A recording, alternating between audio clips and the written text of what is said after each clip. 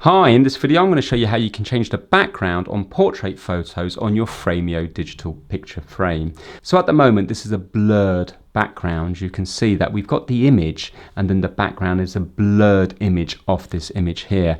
But we can change that, and the other two do look equally nice, maybe even nicer. So all you have to do is tap the screen and we're going to go into settings, and then we're going to go to slideshow on the left hand side. And we've got one that says frame background. If we tap that, we have two other options, black and colored gradient. So if we go to black, it will quite simply just be a black background. Good thing about that is it really makes the portrait photo fully stand out.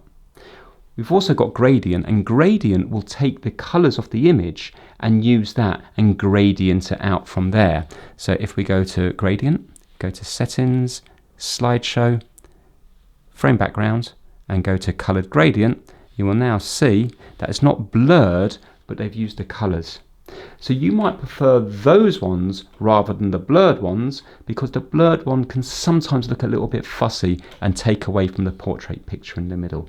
But it's easy to play around with. If you like the video, give it a thumbs up. Thanks for watching.